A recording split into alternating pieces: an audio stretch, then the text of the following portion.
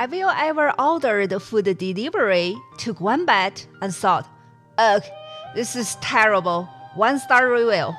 Well, be glad you were not living in ancient China, because some emperors didn't leave bad reviews. They left body parts. The first food critic from hell, Duke Ling of Jin.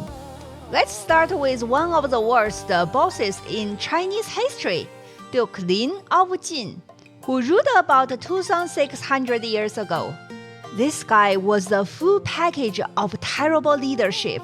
He partied all day, taxed his people to death, and when he get bored, he'd climb a tall tower, take out his slingshot, and shoot random passerby, just for fun.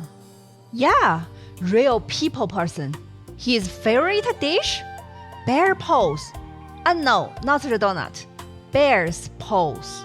Delicacy back then, cruelty now. One day, his chef messed up. The bear paw wasn't cooked all the way through. Instead of sending it back politely, Duke Ling exploded with rage, ordered the chef chopped into 8 pieces, and had the body thrown out like kitchen waste. At that exact moment, his minister Zhao Dun walked in, saw what happened, and tried to talk sense into him. But the Duke didn't like being told what to do, so he sent assassins after Zhao Dun. Fortunately, the assassins failed, and Zhao's family later encouraged the Duke to retire. Moral of the story? Don't mess with people who know where the knives are. The sleeping king who never woke up, Emperor Jin of Liao. Next up, meet Emperor Jin, the so-called sleeping king. He ruled in the 10th century, and his hobbies included 3 things: hunting, drinking, and sleeping, usually in that order. Historical records say he once drank from the beginning of spring until the end of the month. That's like a 3-week frat party with horses. Now, he wasn't a bad ruler to his citizens. He even reduced the taxes sometimes. But to the servants around him, total nightmare. One night, after another hunting trip and drinking binge, he demanded a midnight snack. Problem is, the kitchen had already closed, and the cooking took too long. So, in his drunken fury, he killed the chef on the spot, and according to the records, even hacked the poor man into pieces. That was the last straw. His terrified servants teamed up, and well, he too was encouraged to retire. So yes, technically, he died from food-related anger management issues. The smart emperor who knew better, Zhu Yuanzhang. Not all emperors were dangerous food critics though. Take Zhu Yuanzhang, founder of the Ming Dynasty, a man who actually understood how kitchens work.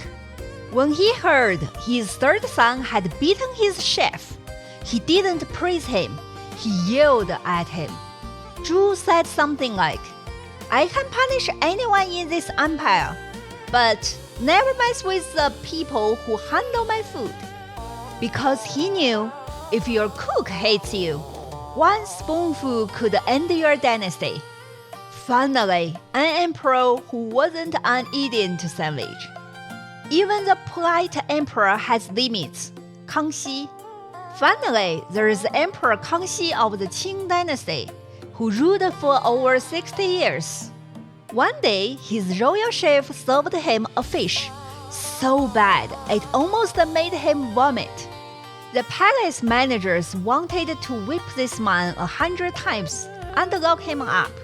But Kangxi said, nah, he simply reassigned the man to another job. No blood, no drama, just classic HR problem solving.